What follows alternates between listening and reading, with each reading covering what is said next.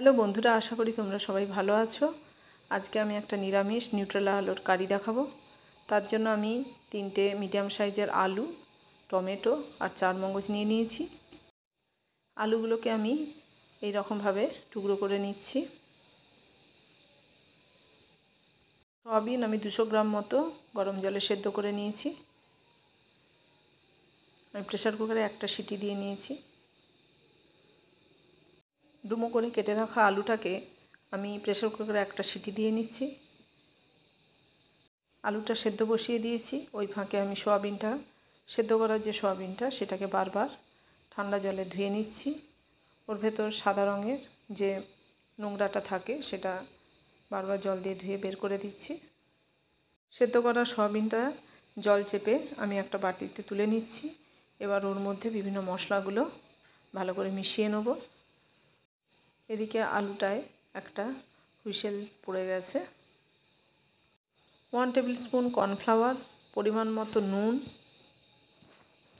1 table spoon ধনে গুঁড়ো ওর মধ্যে অ্যাড করছি, পরিমাণ মতো লঙ্কার গুঁড়ো, পরিমাণ মতো হলুদ গুঁড়ো। সব মশলাগুলো সয়াবিনের সঙ্গে ভালো করে মাখিয়ে নিচ্ছি। মাখিয়ে কিছু সময় ওটাকে রেখে দেবো।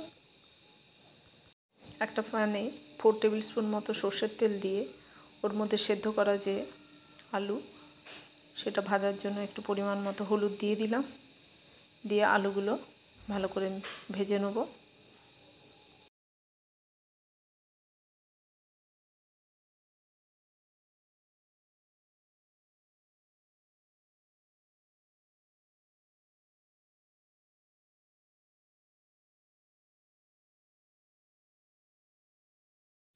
ভাজার সময় আমি পরিমাণ মতো নুন দিয়েছি। আলুটা ভাজা হয়ে গেছে। এবার আমি একটা জায়গায় ওটাকে তুলে নিচ্ছি। এবার ওই প্যানে আরও কিছুটা সর্ষের তেল গরম করে ওর মধ্যে সয়াবিনগুলো যে মাখিয়ে রেখেছিলাম সেগুলো ভালো করে ভেজে নেব। সয়াবিনটা ভালো করে ভাজা হয়ে গেলে কালারটা একটু ব্রাউন চলে আসে। এবার এই ভেজে রাখা আলুর মধ্যে আমি সয়াবিনটাও ভাজা হয়ে গেলে তুলে রাখবো।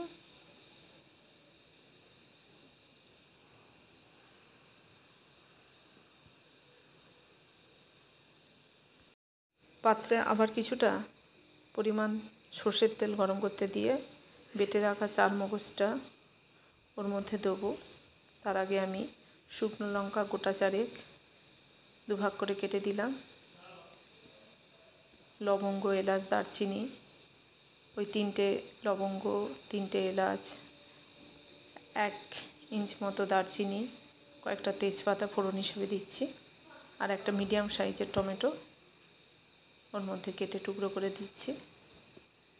আর বেটে রাখা 4 মগজটাও ওর মধ্যে দিয়ে ভালো করে মশলাটা কষতে থাকবো। মশলাটা একটু পরিমাণ জল দিলাম, কড়াইতে লেগে লেগে যাচ্ছিল। দিয়ে ওটাকে ভালো করে কষে নেব। কষার সময় আমি পরিমাণ মতো নুন, চিনি, হলুদ গুঁড়ো ওর মধ্যে দিলাম। পরিমাণ মতো একটু জল দিয়ে মশলাটা আবার ভালো করে কষে নিচ্ছি। এবার ওর মধ্যে আগে থেকে ভেজে রাখা যে সয়াবিন, আলুর যে টুকরোগুলো সেগুলো ওর মধ্যে অ্যাড করলাম। দিয়ে ভালো করে নাড়াচাড়া করে নেব। আবার কিছুটা জল দিয়ে ভালো করে ফুটতে দিতে হবে। ওই সময় আমি কিছুটা লঙ্কার গুঁড়ো অ্যাড করলাম, কালারটা দেখতে ভালো হবে।